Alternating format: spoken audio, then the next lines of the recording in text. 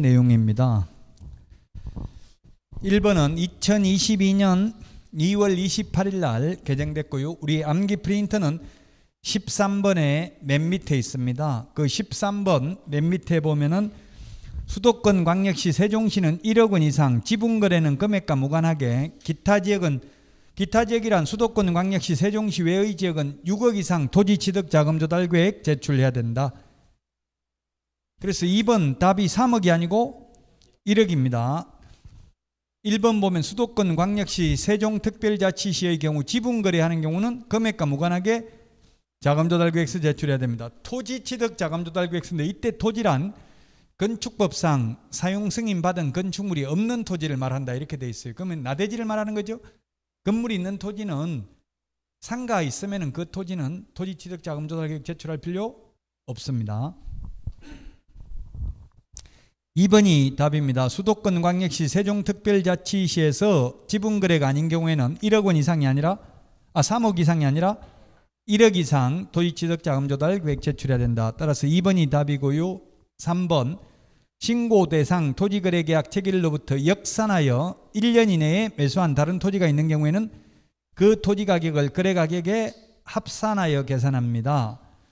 3번 매수인이 국가 등이거나 매수인에 국가 등이 포함되어 있는 토지는 제외한다.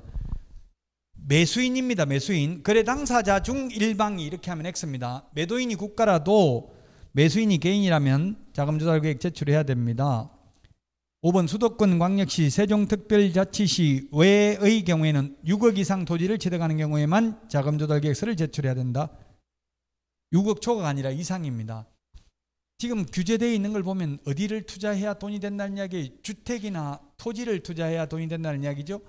생활형 숙박시설, 오피스텔, 상가는 크게 돈이 안 된다는 이야기입니다. 지금 돈 내니까 자꾸 규제를 하는 거잖아요. 이거 자금조달계획 제출하라고 하고.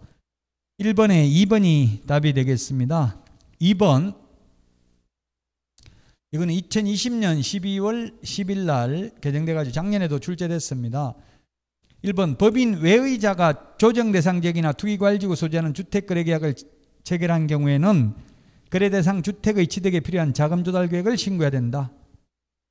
예, 금액과 상관없이 신고해야 됩니다. 옛날에는 금액이 있었습니다. 2번 법인 외의자가 조정대상 지역이나 투기과열지구 소재하는 주택거래계약을 체결한 경우에는 입주 여부를 신고해야 됩니다. 이때 주택이란 주택법상 주택을 말합니다. 주택 임대차 신고할 때 주택은 주택임대차보호법상 주택이라고 했죠. 자, 그 다음에 3번 거래 당사자 중 매수인이 국가 등인 경우에는 자금조달계획 제출 규정 적용을 배제한다. 주의해야 되겠죠. 이 또 거래 당사자 중 매수인이 국가 등인 경우입니다. 매도인이 국가 등인 경우 하면 X입니다. 매도인이 국가, 즉 LH에서 분양받아도 자금조달계획 제출해야 됩니다. LH가 국가 등이거든요. 매도인이 국가 등이라도. 4번 법인 외의자가 실제 거래가격 6억 이상인 주택을 취득한 경우 자금조달계획 신고해야 됩니다. 5번 법인이 주택의 매수하는 매매계약을 체결한 경우 지역과 금액과 상관없이 자금조달계획을 증명하는 서류를 첨부해야 된다. 5번이 답입니다. 즉 증빙자료 제출은 투기과열지구만, 개인이든 법인이든 투기과열지구만 증빙자료 제출을 한다는 이야기입니다. 자금조달 계획은 지역과 금액과 상관없이 제출해야 되죠. 법인이 지금 취득세도 법인은 12%죠. 1인 페이퍼 컴퍼니 만들어 가지고 투기하는 걸 방지하고자 하는데 취지가 있습니다. 5번이 답이 되겠습니다. 3번 2022년 2월 28일 날 개정됐습니다. 건축법상 대지분할 최소면적으로 바뀌었습니다. 허가 안 받아도 되는 거네요. 안 받아도 되는 거 주거지역 60, 상업 150, 공업 150, 녹지 200, 미지정 60입니다. 답 5번입니다. 5번. 도시지역 밖에는 바뀐 게 없죠. 기타지역 250, 농지 500, 임야 1000입니다. 기농한, 임백천 이렇게 암기를 했었습니다. 그래서 답 5번이 되겠습니다. 5번, 3번에 5번. 이거 바뀌었기 때문에 꼭 암기를 하시고요. 그 다음에 4번입니다. 4번. 상가 건물 임대차법 틀린 것은 했는데 이거는 아까 풀었던 거 똑같은 문제인 것 같네요. 5번이 답이죠. 5번. 상가금리임대차보호법에서는 계약갱신 요구에 의해서 갱신되면 세입자가 해지 통고할 수 없다. 주택은 할 수 있습니다. 주택하고 상가하고 다릅니다. 5번이 답이 되겠습니다. 5번 문제. 게시해야 될 사항이 아닌 것은 게시해야 될 게 등수사보자. 시험에 다른 출판사 문제에 보니까 모든 개공이 반드시 게시해야 될 사항이 아닌 것. 답이 뭘까요? 등록증 원본, 중개보수 요율표, 그 다음에 사업자 등록증. 이거는 등록증은 원본이라 해놓고 사업자 등록증은 원본이라는 말도 없고 사본이라는 말도 없었어요, 문제에. 그 다음에 보정설정증명서류, 자격증 원본. 답은 자격증 원본이죠. 부칙개공은 자격증 없잖아요. 자격증 원본은 해당자가 있는 경우에만 게시하면 됩니다. 사업자 등록증 신설됐다는 것 주의하셔야 되겠습니다. 왜 사업자 등록증이 신설됐냐? 그 취지는 시험에 안 나옵니다만은 일반 과세 사업자는 10% 받을 수 있는데 간이과세 사업자는 4% 받을 수 있어요, 부가가치세를. 그래서 간이과세 사업자이면서 손님한테 10% 부가가치세 못 받게 하려고 간이과세 사업자인지 일반 과세 사업자인지 알 수 있도록 사업자 등록증을 게시하도록 했습니다. 사업자 등록증 이거 국세청에 줘야 하니까 일반 과세 사업자인지 간이과세 사업자인지 나오더라고요. 사업자 등록증이 있는지 확인도 가능하더라고요.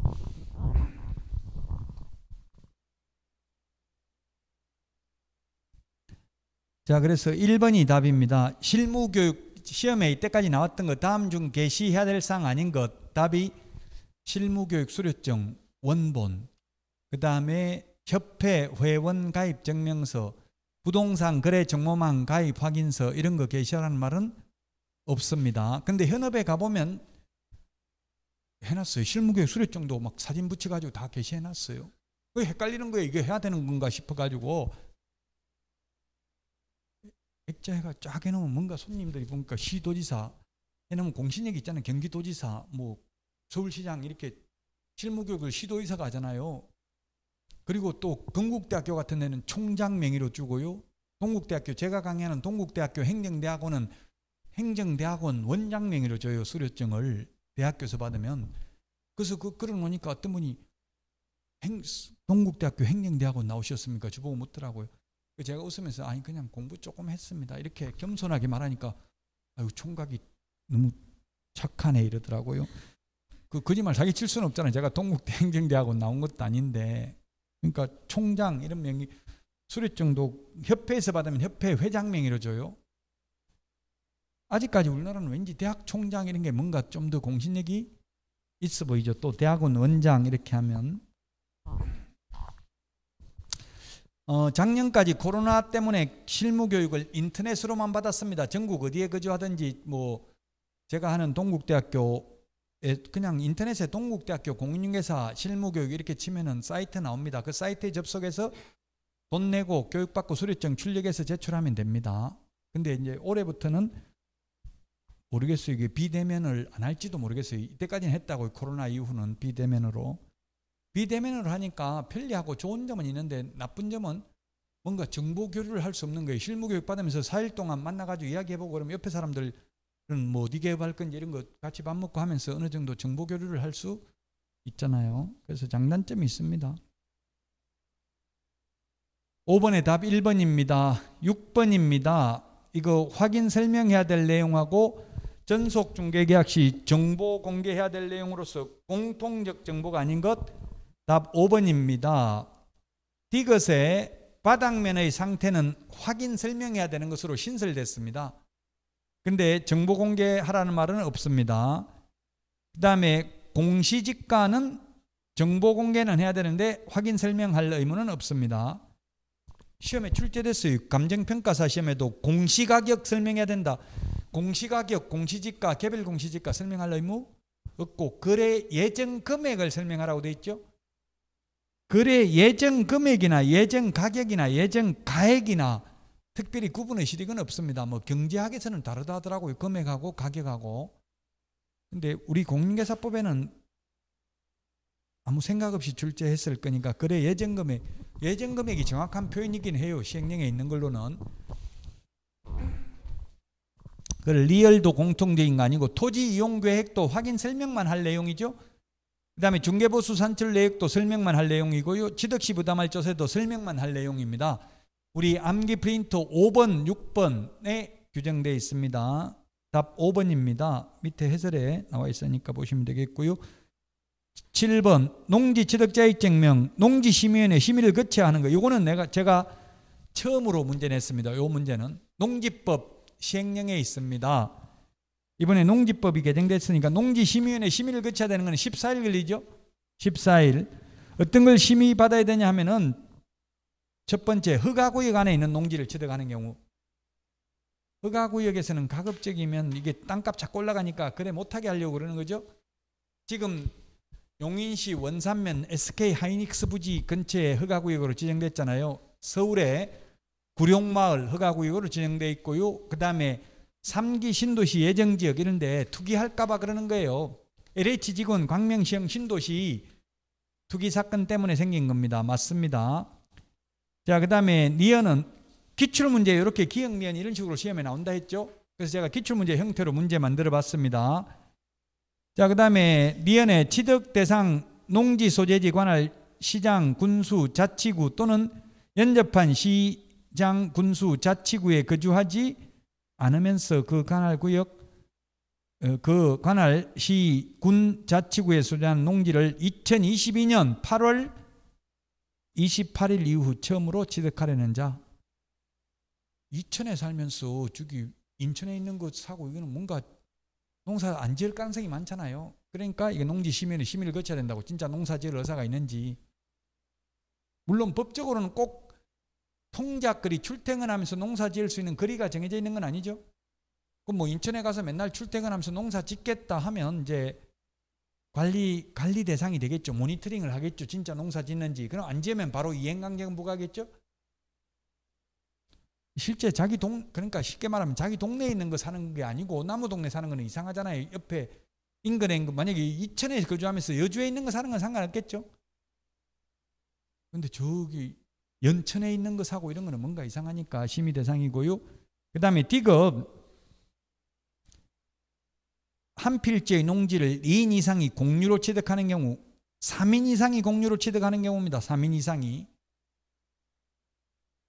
공유로 하는 거 제가 아는 분도 어디 예를 들면 경상북도 도청 생긴다고 하니까 땅을 사는데 여러 명이 샀다더라고요. 왜냐하면 돈이 없으니까 혼자 사긴 힘들잖아요. 매덕되면.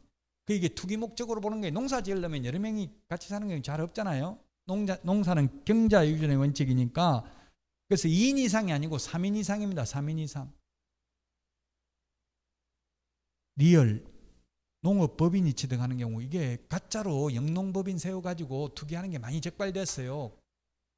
그 영농법인만 취득할 수 있는데 법인이 취득하는 경우도 농지심의위원회 심의 대상입니다. 미음 외국인이 취득하는 경우. 외국인 지금 달러가 1달러당 1,400원이 넘어갔잖아요. 옛날에 IMF 때 1달러에 2,000원 넘어간 적도 있어요. 그러다 보니까 미국에서 엄청나게 우리 국제도시 저기 인천, 청라, 송도 이런 데는 영종도는 국제도시거든요. 외국인 투자를 장려해요. 엄청나게 많이 샀다고. 송도 외국인이 가지고 있는 거 엄청나게 많아요. 왜 달러당 2,000원 할 때 사놨으면 지금 달러당 1,000원이면 그 집값 2배 남은 거잖아요. 그럼 자동적으로 그 화폐 가치에 의해서 그만큼 이익을 취득하게 된 거예요. 그래서 아마 지금도 자꾸 아마 달러는 올라갈 예정인 것 같아요. 미국에서 또 자이언트 스텝을 해가지고 금리를 7.5%포인트 올렸기 때문에. 그래서 외국인 취득하는 경우 이거 투기 목적, 어쨌든 투기 목적이라고 의심되는 경우는 농지심의위원회 심의를 거쳐야 됩니다. 비업에 국내 거소 신고를 한 외국 국적 동포. 베트남이 아니구나. 이거는 외국 국적 동포. 그 미국의 시민권 취득한 사람들 뭐 이런 거, 일본에 그 영주권 취득하고 있는 사람, 그런 사람들죠. 외국 국적을 가지고 외국 국적이니까 제1교포는 제외되네요. 제1교포는 외국 국적이 아니죠. 미국 시민권, 캐나다 시민권, 이런 거, 뉴질랜드 시민권, 호주 시민권 취득해가 있는 사람이 우리나라 땅 사는 거 투기 목적으로 보고 심의 대상입니다. 이게 농지법 시행령에 개정된 사항이라고요. 처음 봤죠, 이런 문제는? 공법에서 봤어요, 혹시? 태어나 처음 봤어요? 저도 태어나서 처음 문제 냈어요, 이게. 제가 지어낸 건 아니고 농지 시민의 심의가 신설됐잖아요. 그 어떤 걸 심의 받아야 되는지 한 번쯤은 봐둘 필요가 있어요. 다 심의 대상입니다. 이거 말고도 기타 등등 하나 더 있어. 기타 등등, 특별히 이게 투기가 의심되는 사례, 의심되는 경우, 이런 경우 그러면 기타 등등도 할 수는 있어요. 근데 요거는 반드시 해야 돼요, 여기 있는 거는. 그래서 답은 4번입니다. 4번. 자, 그 다음에 8번입니다. 8번. 확인 설명서 기재사항으로 틀린 것은 했는데 1의 서식에 계약갱신 요건 행사 여부 기재한 난 있습니다. 서식 봐야 되고요.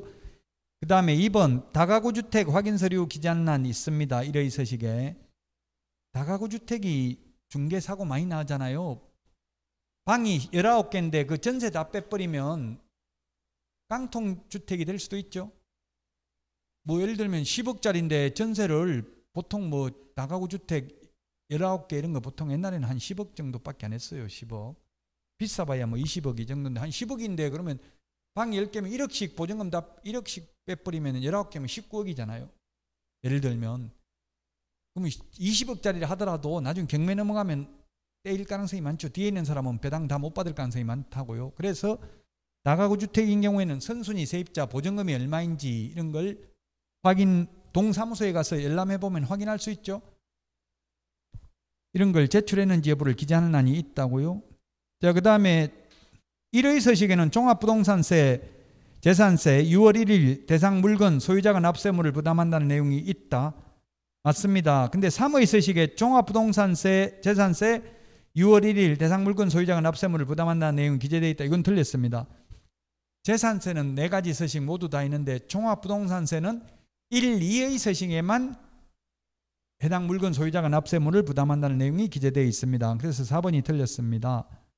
5번 2의 서식에는 벽면 및 바닥면의 상태 기재하는 난이 있는데 도배 상태 기재하는 난은 없습니다. 식당 같은 데는 도배 안 돼 있는 데가 많잖아요. 상가는. 그래서 도배는 1의 서식에만 기재하고 벽면, 바닥면은 2의 서식에도 기재하도록 되어 있습니다. 4번이 답이고요. 9번 6월 초과해서 휴업할 수 있는 사유로 4번에 임신 출산이 신설됐습니다. 임신 출산. 그래서 명문 규정을 두고 있지 않는 것은 했잖아요. 선거에 따른 공직 취임은 명문 규정 없습니다. 이런 경우는 6월 초과해서 휴업할 수 있다는 명문 규정은 없다고요. 그래서 5번이 정답입니다. 명문 규정이라는 말은 법조문에 있느냐 없느냐 이거죠. 법조문에는 없습니다. 5번. 농지법에는 뭐 선거에 따른 공직 취임 이런 거는 위탁 경영할 수 있다 이런 말이 있잖아요. 근데 공인중개사법에는 없다고요. 명문 규정이. 10번입니다. 중개보수 2021년 10월 19일 날 작년 시험 보기 전에 개정됐는데 작년 시험에 안 나왔어요. 너무 촉박하게 개정돼 가지고. 그래서 올해 시험에 나올 수도 있다는 이야기예요. 보통 촉박 한 8월 이후에 개정된 거는 시험에 잘 안 나오더라고요. 왜? 출제위원들도 어디 있는지 찾지를 못해요. 저보고 출제시키면 바로 뭐 시험 보는 날 개정된 것까지 다 낼 수도 있어요.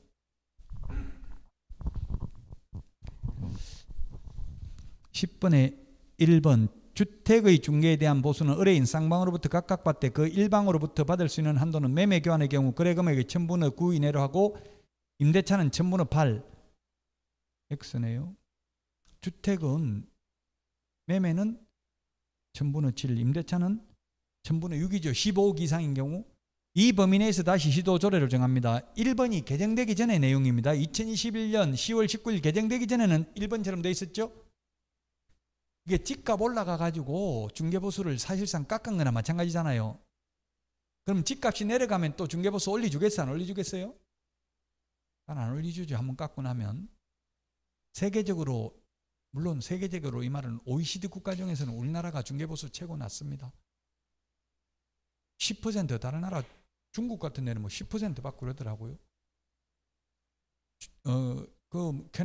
미국 같은 데는 4%에서 8% 정도예요. 그 대신에 미국, 캐나다, 뭐 유럽이라든지 호주, 뉴질랜드 이런 나라들은 보니까 한쪽 일방한테만 받더라고. 누구한테 받겠어요? 매도인한테. 근데 우리나라는 지금 부동산 중개업소 대형 법인들이 생겨가지고 매수인, 임차인한테만 받는 경우가 있더라고요. 좀 바람직하지 않죠? 받으려면 팔고 남는 사람한테 받는 게 좋잖아요. 근데 우리나라는 오히려 매수인한테만 받는다 이런 업체들이 많아요. 뭐 집토스니 뭐 이런 게 몇 개 생겼어요. 중개법인들이.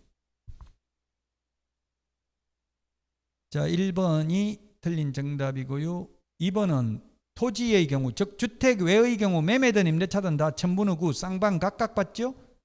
천분의 9 범위 내에서 협의다. 깎는 것만 가능하고 더 받는 건 안 되는 거죠. 0.7%, 6%는 받을 수 있지만 11% 받을 수는 없죠.